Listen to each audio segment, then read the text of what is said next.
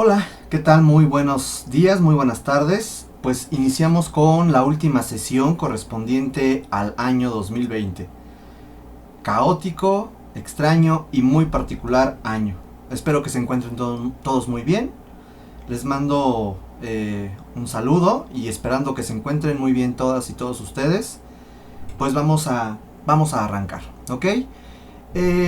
La clase anterior hicimos una revisión sobre la llamada Iglesia Oriental o Iglesia Ortodoxa y cómo ésta repercutió en el desarrollo de la arquitectura del llamado Imperio Bizantino, que es la continuación realmente del Imperio Romano, llamado Imperio Romano Oriental, con sede en Constantinopla, considerada la segunda capital del antiguo Imperio Romano y la principal ciudad del después llamado Imperio Bizantino. Es además el último bastión de resistencia romana ya para el siglo XV, cuando los turcos invaden la ciudad, y concluye el Imperio Bizantino y también la época de la Edad Media. Va a durar prácticamente 1000 años y va a tener 3 edades de oro con sus particularidades arquitectónicas. Pero ¿qué está pasando en la Europa occidental? En la Roma occidental. En esta Roma que sucumbió ante los grupos germanos, que vamos a encontrar una gran división de pronto de reinos de origen germano. ¿Qué va a pasar arquitectónicamente durante los primeros siglos, los primeros 5 siglos de la Edad Media en este territorio? Eso es lo que vamos a revisar el día de hoy. La unidad se llama El desafío de la gravedad, análisis del urbanismo y la arquitectura medieval. El tema que veremos el día de hoy es la Iglesia Latina, el cristianismo occidental, los estados papales y el monacato. ¿A qué se refiere eso? Quiero que ustedes vean primero la imagen que tienen ustedes en su pantalla. Si nosotros vemos las decoraciones, los dorados, de pronto la iconografía que se está manejando en la parte alta, que se le llama, bueno, esto es una cúpula, es el intrados de una cúpula, y tiene un tambor octogonal. ¿Sí es octogonal? 1, 2, 3, 4, sí, octogonal. Por lo tanto tiene el desarrollo de una planta poligonal, octogonal, y el sistema de arcos y columnas. Tiene evidentemente una gran influencia decorativa del esplendor de esa llamada Segunda Edad de Oro bizantina. Pero esto que estamos viendo es la capilla palatina del Palacio de Aquisgrán, la capital de lo que sería el Imperio Carolingio. El Imperio Carolingio es una dinastía, la dinastía carolingia, que estaría al poder de lo que hoy en día conocemos como el reino francés, lo que es Francia. ¿Qué es lo que pasa? ¿Por qué de pronto se ve aquí una evidente influencia bizantina? ¿Son las mismas características arquitectónicas? Eso es lo que veremos en esta sesión. Vamos a iniciar primero con esta línea del tiempo que, insisto, nos ayuda a organizar todas estas ideas del enfoque multilineal de la historia. Vamos a recordar, esto ya lo habíamos visto en clases anteriores, la crisis del llamado Imperio Romano, y de pronto como en el 395 Teodoro el Grande divide al Imperio Romano en Oriente y Occidente. El Imperio Romano va a perdurar hasta el siglo XV, que es el año de 1453, cuando cae ante los turcos, mientras que el Imperio Romano de Occidente cae en el año 475 ante una serie de invasiones bárbaras e inicia en torno al siglo VI, o sea, en torno al año finales del siglo finales de los años 400 y principios de los años 500, inicia una serie de gobiernos germanos. Esto es, los grupos bárbaros que invadieron el Imperio Romano de Occidente se repartieron el territorio, se establecieron evidentemente en estas regiones y establecieron un gobierno. El gobierno va a tener una influencia evidentemente romana. Van a buscar adaptar lo existente a su propia estructura política y del pensamiento. Entre ellas la religión. La religión la van a paulatinamente adoptar y serán los representantes de la llamada Iglesia Cristiana Latina, la que tenía sede en Roma. Aquí podemos ver nosotros cómo el Imperio Romano de Oriente va a tener una serie de invasiones, las cuales ya habíamos platicado. El cisma de Oriente, que es esta división entre el cristianismo oriental u ortodoxo o cristianismo griego y la cristiandad romana o latina. Quiero que ustedes vean aquí cómo de pronto, al momento que yo hice este cambio, vean cómo esta franja de reinos germanos cambia en una serie de otros reinos. La línea morada nos está indicando lo que sería el territorio francés. La línea donde se ve esa estrella y una serie de nombres en donde los estados papales aparecen, nos ubicamos en Italia. Y los demás, como nos vamos a ubicar en Gran Bretaña, y nos vamos a ubicar en la península ibérica. Ahorita nos vamos a centrar en estos dos. Como ustedes podrán ver, el territorio francés va a tener una serie de diferentes dinastías que van a gobernar la dirección del Imperio francés, conocido originalmente como Imperio Franco o Reino Franco. Ese es el nombre real. Entre las dinastías características tenemos, por ejemplo, los merovingios, los carolingios, posteriormente los capetos, y una división del territorio entre lo que sería el Sacro Imperio Romano Germánico y el Reino Francés, que en breve platicaremos. Mientras que lo que es la península itálica va a tener un dominio principalmente ostrogodo, que será sustituido por otro dominio que sería lombardo, y a mediados del siglo VIII, en el año 750, surgen propiamente los llamados estados papales, la sede de la religión cristiana latina, lo que hoy en día es el Vaticano, claro, en un territorio muy reducido. Es el país más chico del mundo y de los más ricos. ¿Qué pasa ahí? Es importante señalar que además en torno al siglo VIII y siglo IX, esta dinastía, la dinastía carolingia, que es una dinastía francesa, va a unificar gran parte del territorio europeo occidental, porque buscaba restaurar la gloria del Imperio Romano Occidental. No lo logró, pero sí llegó a generar un gran estado que asentó las bases de lo que sería la Europa medieval.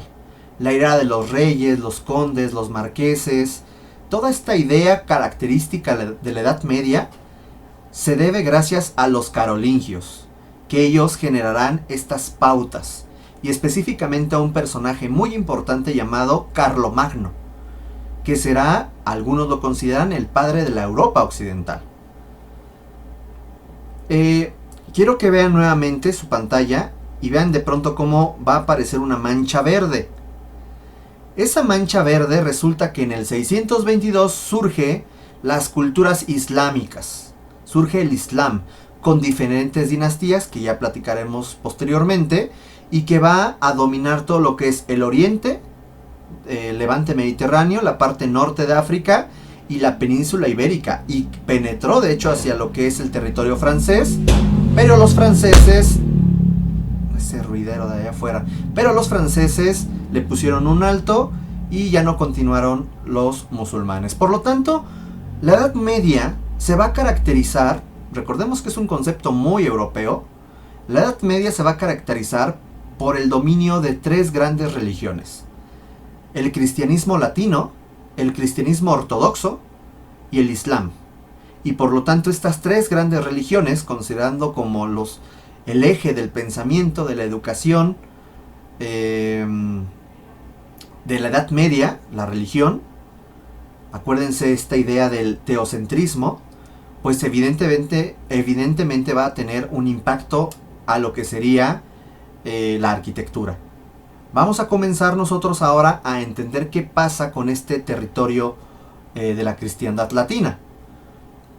Vamos a entender primero que la arquitectura bizantina, que fue la que vimos, va a durar prácticamente 1000 años, con estas diferentes etapas arquitectónicas, artísticas, en donde por ejemplo ahí vemos, seguramente ustedes ya ubicarán, a la gran joya de la arquitectura bizantina, prolongación del Imperio Romano, que es la Hagia Sofía o Santa Sofía de Constantinopla, hoy Estambul, la estructura original de San Marcos en Venecia, con sus cúpulas peraltadas, recordando que son una doble cúpula, que el intrados no corresponde con el extrados, y bueno, las iglesias ortodoxas rusas o eslavas, que encontramos, por ejemplo esta que es San Basilio en Moscú, con sus cúpulas en forma de bulbos o de cebollas, tan distintivas de la arquitectura rusa.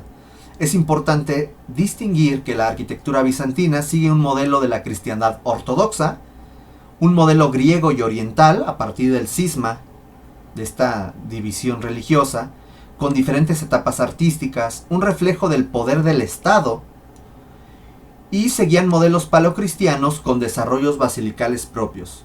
¿Como cuál? Como la cruz centrada, acuérdense, esta cruz griega, y una gran decoración al interior de los templos, como podemos ver aquí en la Capilla Palatina, con esos elementos dorados y una gran cantidad de elementos iconográficos. ¿Qué pasaba en el territorio occidental de Europa?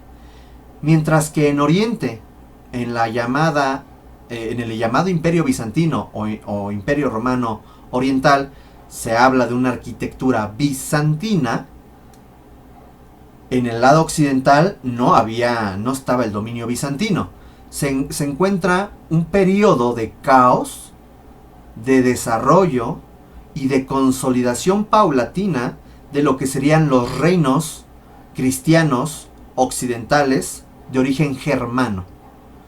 A esta arquitectura, que se desarrolla entre el siglo VI, que son los años 500, al siglo XI, que serían los años 1000, a principios, mejor dicho, del año 1000, se le conoce como la arquitectura prerrománica. ¿Por qué prerrománica? Pues por una respuesta muy tonta. Porque a partir del año 1000 inicia una tendencia que veremos regresando de vacaciones, una tendencia llamada el románico. Veremos cuáles son esas características del románico. Pero debido a que antes de este desarrollo del románico no había una línea específica arquitectónica, sino se caracterizaba por unos desarrollos muy esporádicos y dispersos en el territorio occidental, se le conoce como arquitectura prerrománica, antes del románico. Vamos a encontrar que esta arquitectura prerrománica es el reflejo de un modelo de la cristiandad latina, un modelo romano y occidental, con variantes regionales. Ahorita veremos a qué se refiere eso.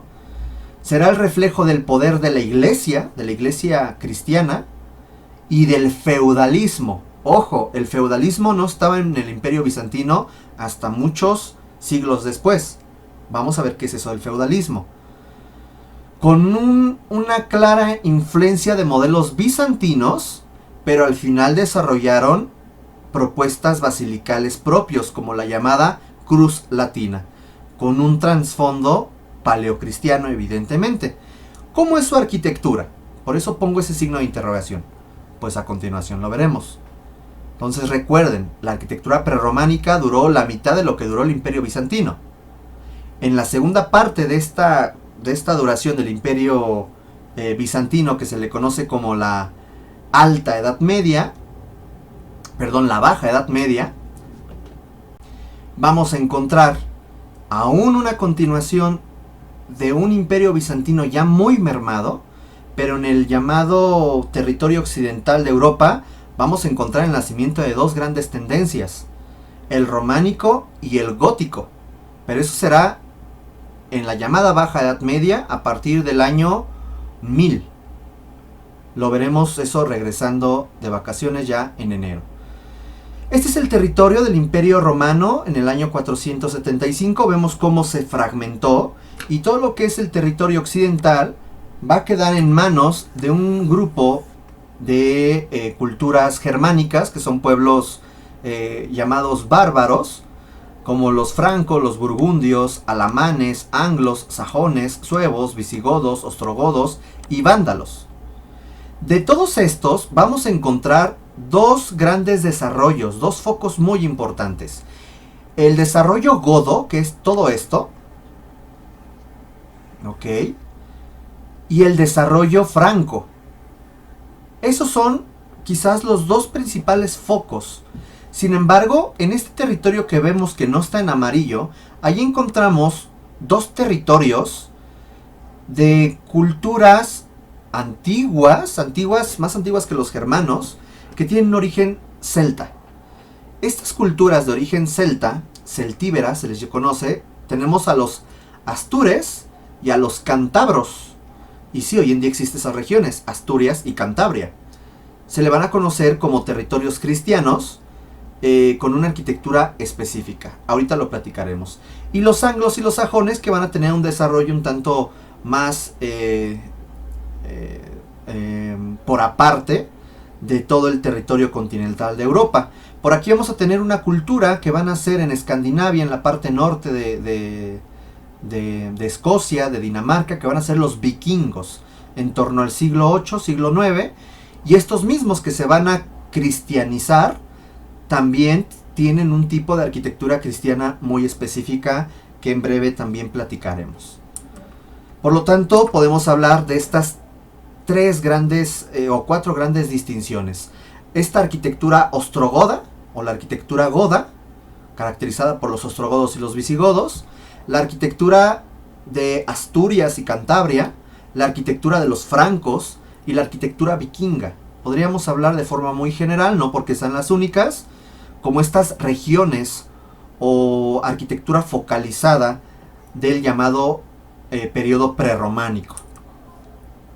Ese es uno de los principales territorios, que es el llamado territorio godo, el dominio godo, encontrando a los ostrogodos en toda esta región, y a los visigodos, los ostrogodos del 475 al 533, que realmente duraría muy poco, y que su principal líder sería Teodorico el Grande, mientras que el reino visigodo sería del 410 al 710, en donde tenemos a uno de los principales representantes, a Alarico II, quien además saqueó toda Italia y que terminó instalándose una vez que murió toda la dinastía del reino visigodo en lo que sería la península ibérica.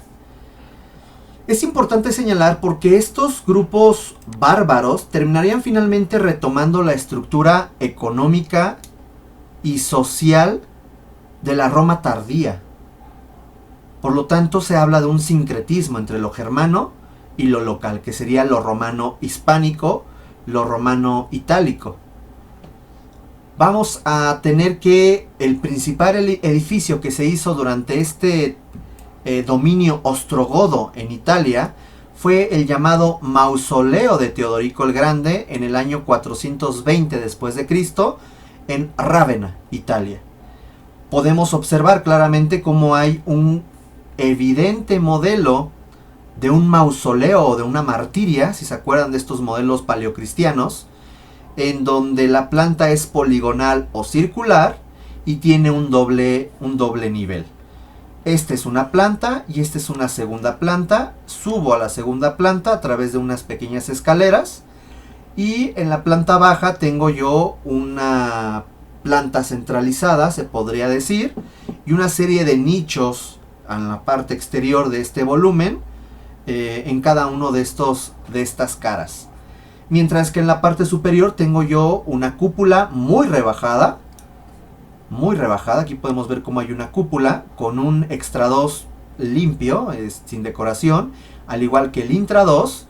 Y estos elementos que son estructurales, que nos recuerda un poco a Santa Sofía, que bueno, pues aún estaba en pañales en ese entonces. Y podemos ver entonces cómo está conformado por dos niveles. Un nivel cilíndrico el segundo, y un nivel poligonal, que es el primero, con el manejo de arcos y de dovelas en piedras, que además aquí lo interesante es vean este corte, cómo está en zigzag, y por lo tanto se amarran. En lugar de que se pueda patinar, no se puede porque existe una ceja, y entonces se atora. Estas son imágenes de la parte interior del primer cuerpo, donde vemos cómo hay unas bóvedas encontradas y una planta centralizada, mientras que en la parte superior encontramos una planta circular y lo que sería la tumba de Teodorico, la cual fue saqueada una vez que los bizantinos buscaron reconquistar el imperio, el reino visigodo, ostrogodo, perdón. Hay que señalar que hubo la intención en algún momento de Teodorico el Grande de buscar unificar la gloria romana. Eso es importante porque prácticamente todo mundo, tanto los bizantinos, que fue considerada la segunda Roma, como heredera de esta tradición del imperio romano, siempre va a existir la idea de buscar una tercera Roma. Rusia se proclamó como la tercera Roma, la heredera de la tradición romana imperial.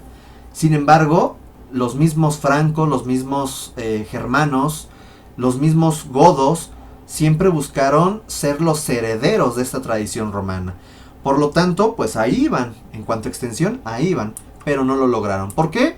Justamente surge algo llamado las guerras góticas con Justiniano, que ya lo habíamos platicado en la clase anterior, uno de los principales representantes del imperio bizantino, que lograría extender al imperio bizantino al norte de África y la península itálica y todavía hasta la península ibérica. Sin embargo, debido a que en el 622 surge aquí el Islam, y el Islam comienza a tomar territorio rápidamente, deja esta campaña de expansión y de querer restablecer el imperio romano y se centra en defender sus territorios en Asia Menor. ¿Por qué cuento esto? Porque aquí resulta que está Roma, el patriarca de Roma. Y en un principio el patriarca de Roma va a estar bajo el poder de los ostrogodos, muy a su pesar. Es salvado por los bizantinos, pero va a ser constantemente asolada esta zona por un grupo bárbaro llamado los lombardos.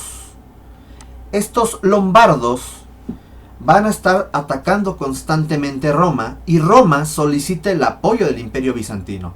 Pero el imperio bizantino, como vemos aquí en este mapa del siglo VII, vemos cómo ya el Islam estaba, bueno, pero extendidísimo, y estaba buscándose defender del Islam y buscando reconquistar estos territorios sagrados para la cristiandad.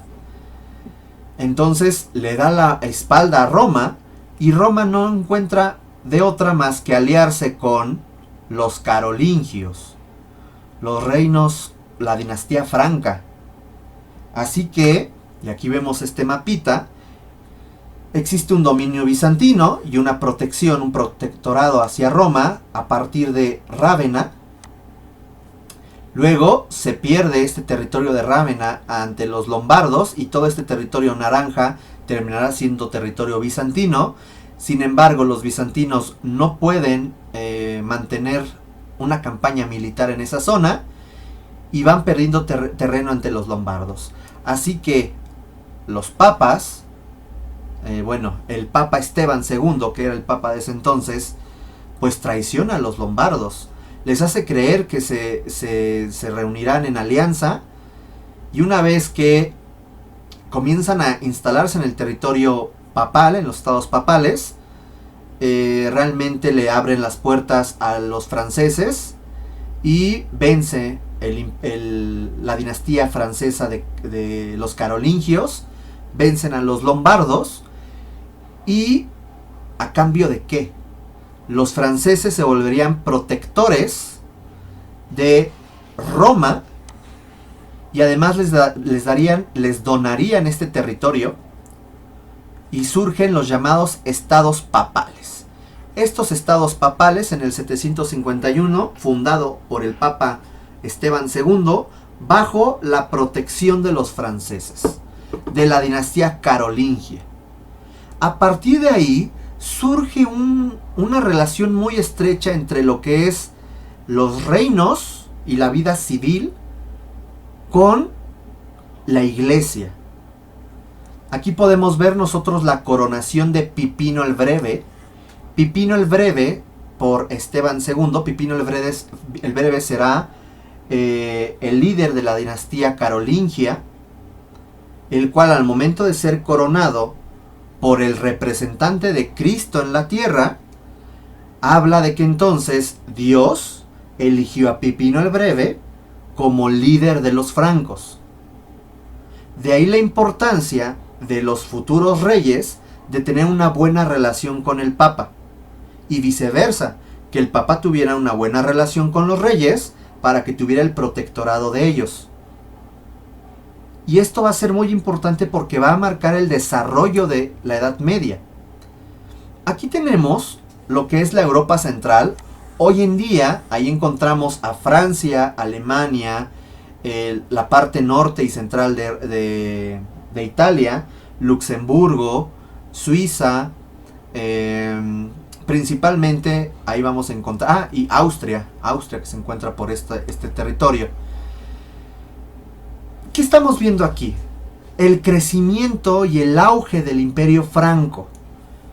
Desde el 481 hasta el 843. Vean cómo fue creciendo.